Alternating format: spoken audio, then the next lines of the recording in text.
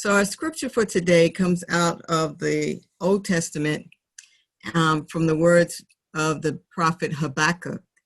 And it's out of Habakkuk in verse 1, chapter 1, verse 1 through 4, and chapter 2, verse 1 through 4, where it says, "O Lord, how long shall I cry for help and you not listen, or cry to you violence and you will not save? Why do you make me see wrongdoing and look at trouble? Destruction and violence are before me. Strife and contention arise. So the law becomes slack and justice never prevails.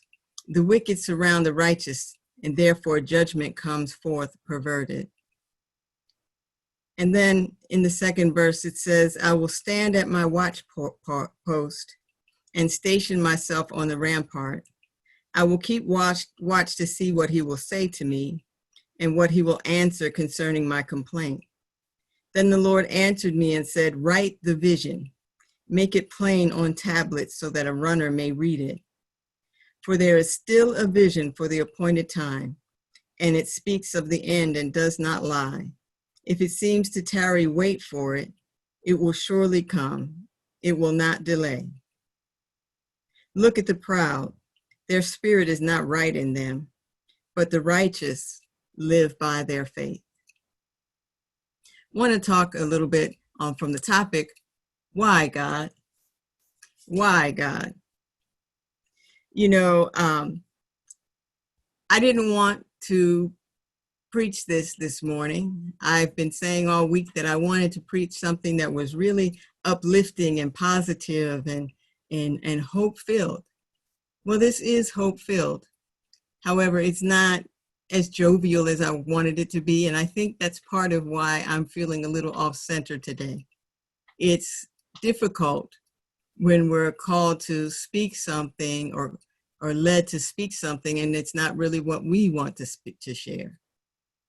But I'm going to try to be faithful and go forward with what we can see out of these words from the prophet Habakkuk. I'm reminded back when I was in seminary, and some of you on this call will remember the person that I'm talking about. But I can remember I did an independent study where I asked 100 children across this country, 100 children, I asked them to draw me pictures of what they thought about when they thought about God. Draw me what their image was when they thought about God. And it really threw me at first because I expected one thing, but what I got back from all these kids was something different. I got a whole bunch of pictures of houses, and I couldn't understand why I got all these pictures of houses. But then when I did the research as to what this meant, it really meant it was the age group that I had reached out to. Houses were just what they felt comfortable with drawing. But there were others who drew something more than houses, and it was amazing what they drew. Had one little boy drew me a picture of a guy in a football jersey and roller skates. And I had to ask, what does that mean? And he said, well, that you asked me to draw about God. Well, I thought about Jesus, and I thought Jesus would like to do what I like to do, and I like football and I like roller skates, so I figured that's what I draw. And then there was this one young lady, she was very prophetic, if you ask me. She drew a picture of this woman in a crown, laying out on this chaise lounge, just relaxing. And I asked her, what is that? And she said, well, that's my aunt. She died a little while ago, but that's what I think of when I think about God. I think about a woman who's just relaxing and in control like my aunt was. And I was like, wow, she was really progressive in her thinking. But later on, I took it to another level where I started asking adults, tell me what you think of, what you envision when you think about God. And I was really struck by one of the members of the church that I was serving at the time. Her name was Mrs. Simmons. Some of you may remember her. But when I asked her, she was like a middle-aged woman. She was from Bermuda. And I asked her, well, what did you think about when you thought about God when you were little and when you think about God now? And she said, well, I always thought that God cared more about white people than God cared about me. I'm like, why? She said, because I looked around me and all the Black people were struggling and having a difficult time, but the white people had it easy. They had money, they had everything they need. So I just figured God was looking out for God's own.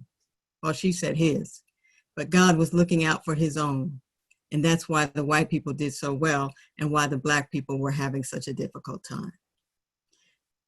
I couldn't understand, and I asked her, and I never got a really good answer, but I couldn't understand, how can you say that you trust, believe, you worship, you say you serve a God that you don't think is for you, a God that you don't think doesn't have your best interest at heart?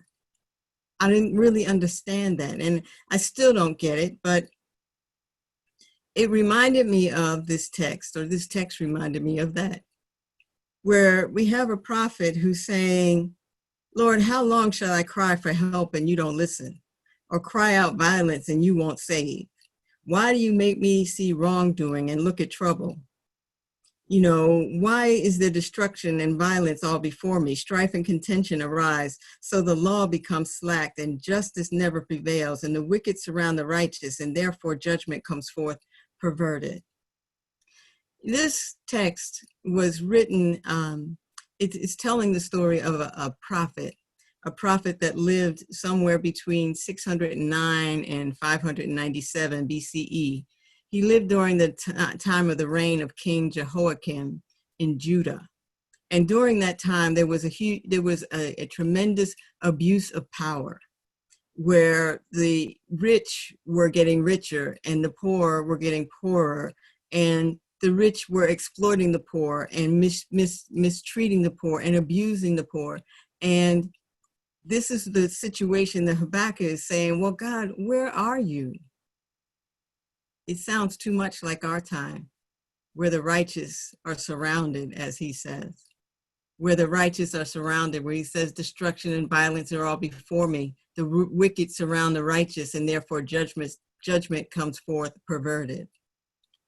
It sounds too much like 2020, where we have mass incarceration and high unemployment and high poverty rates, particularly among persons of color. And so we look at Habakkuk's time and we look at our time and we see these similarities. And we find that some of us in this time when our country is critically ill with multiple symptoms like systemic racism, and at the same time as we have COVID-19, and the same time when we have harmful and thoughtless leadership, we wonder, like Habakkuk is saying, how come, God, you have not answered? Where are you? What is going on? Well, I read a book this week, reread a book this week, and it just reminded me again of some of this. And the name of the book is called Why, Lord? Why, Lord? Suffering and Evil in Black Theology. And it's written by a guy named Anthony Penn. And in his book, he defines moral evil as oppression, injustice, inequality, and the resulting psychological and physical damage that it causes. That takes us to a topic. It's a theological term. It's called theodicy. Theodicy attempts to resolve that contradiction between our traditional Christian understanding of God as a powerful and just and good being. It tries to resolve that when you look at that against the fact that there really is the presence of suffering. And it helps us to see, what do we really believe about the essence and the character of the divine? What do we really believe about God if we still see suffering around us?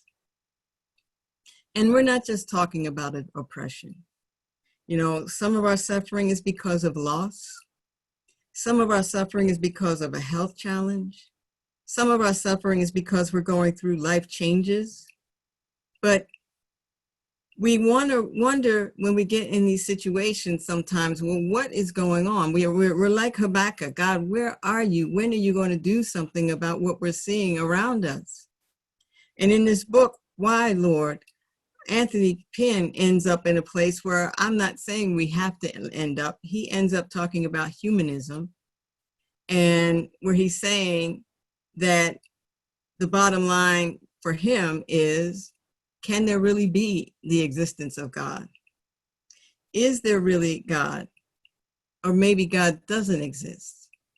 There was a movement back in, I guess it was in the 70s or so, called the Death of God, where we had a number of people who thought we had figured out that there was no God. There was no need for God. How could there be a God given everything that we saw going on around us? But on the other hand, we have other people who think that, okay, there is such a thing as the reason why we have suffering is because our suffering is God ordained. It's redemptive suffering. There was a Christian theologian by the name of Irenaeus who saw the earth as a place of soul making, where humans work to refine their character and develop more into the image of God because of their suffering. Well, I don't know about you, but that's not a good enough argument for me about whether or not there is the existence of God. It's hard for me to believe that God would be a being, a creature, a being that would put us through suffering and pain in order for us to become more like God, become more of what God would want us to be. I believe the truth is somewhere in the middle. Not that there is no existence of God, but also not that there is a God that wants us to suffer. That there in between there is a God that's created that is the image of love, that is love, that God is the essence of what love is. And yes, we are trying to uncover in ourselves more and more of what that love means. But what happens is we live in a world where power and greed and all of these other negatively based issues make it seem like we live in a space of anti-love, that there is no love around us, that there's only exploitation, there's only unjust regimes, there's only negativity. And that's because negativity sells. It's what we see so much of. It's what we see on the news. It's what we read in the paper. It's actually, a lot of it is what's going on around us. But even though there's a lot of that going on around us, my friends, there still is a lot good going on in our world. And we need to be able to believe that. Even when life looks difficult, even when things are rough, we need to be able to hang on to something that reminds us, no, I refuse to give in to all this negativity that's around me. I refuse to believe that there's not something more positive. I will not say that there is no God, that there is no love, that there is no hope, no matter what's going on around me. I'll be like Habakkuk. Habakkuk, if you read that text, it had to be because Habakkuk believed there was a God that Habakkuk was bold enough to say, okay, well, where are you? Where are you? How come you haven't answered me? How come we get to look at evil? Why is there evil around us? I refuse to believe that you don't exist. I know you exist. I just don't know where you are right now. I read another book this week. Well, reread another book this week. That the name of the book is Why God Won't Go Away. And it's basically talking about how we've tried to say that we're too intelligent for God. There is no need for God. that, you know, we've been able to rationalize our way out of believing that there's a being, that there's a force, that there's this power that is loving and is just and is still there. But as I read that book, Why God Won't Go Away, it reminded us, and it highlighted the fact that even science finds that there's something. Even science finds that if you run, you've heard of the experiments where we run the experiments, put people under an MRI or something, and you can see the regions of their brain that light up when they're having a spiritual experience. Even science says there's something going on. We may not want to call it God. We may want to call it something else. We may call it spirit. You can call it the divine, call it something. I had a hairdresser that used to refer to what I call God, he used to refer to as Tony. It sounds funny, but when I asked him, why do you keep talking about Tony? He said to me, he said, well, God is just a label that you put on something that we call the divine, or we call the spirit. He said, so if you want to say God, say God. He said, but Tony sounds more close to me, sounds more personal to me. My buddy, my friend, Tony, is the one that helps me in my life. So, I mean, that's kind of funny, but it made sense to me. And, you know, find something that works for you. Find some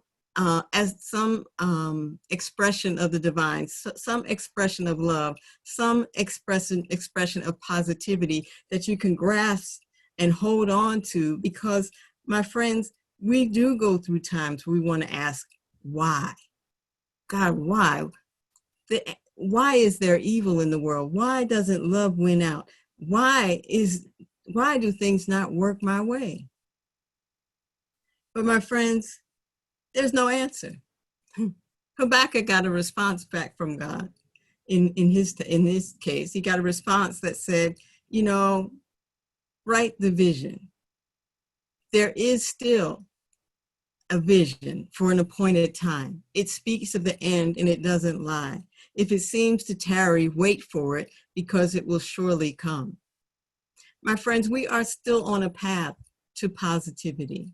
We're still on a path where justice will win out. Right now, it may not look like it all the time, but we have to have something that we can hold on to. We have to have something that we can believe in. In Habakkuk's case, his response from God was, you can't really see what's going on, but the Chaldeans are going to come and they are going to overthrow the people who are oppressing you. I can't tell you when, but it's on the way. We don't have an answer for evil.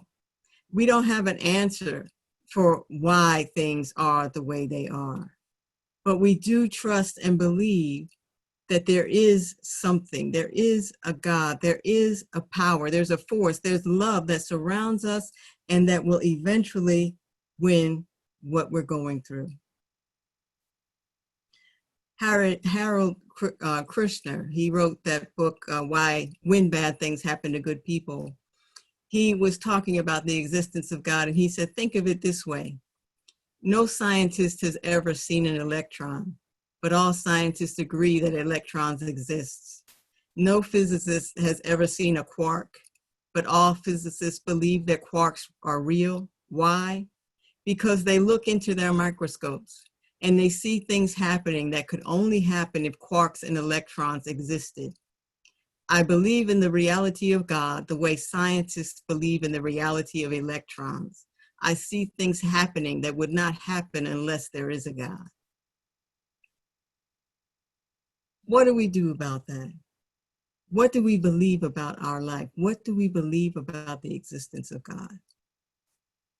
Call it Tony, call it spirit, call it the divine. There is something, my friends, that's greater than the evil that we see on our TV, greater than the evil that's around us. There's something that is fueling these young people to continue to protest. It's a hope that's out in front of them. It's a hope, it's a faith, it's a belief that things can change. And I believe the rest of us, even if we're not out in the streets, we ought to be channeling or multiplying that energy of hope and faith and love, and creating a space that people can walk into where we know that there's change, there's positivity, there's something good that can happen, that evil does not win the day. I think it was Albert Einstein who said, God did not create evil, just as darkness is the absence of light. Evil is the absence of God. Evil is the absence of love. And so if we want to overcome evil, my friends, we need to multiply love. We need to believe in love. And we ought to know that when we ask the question, God, where are you? We know God is right inside. And we know that God is still with us. Tony, the divine, spirit, whatever. There's love in you, my friends. And don't you ever forget it. And trust. When we say, why God? We say, why? Why God is here all the time. And God hasn't left you, and God won't leave you. I love you. Thank you for listening, my friends.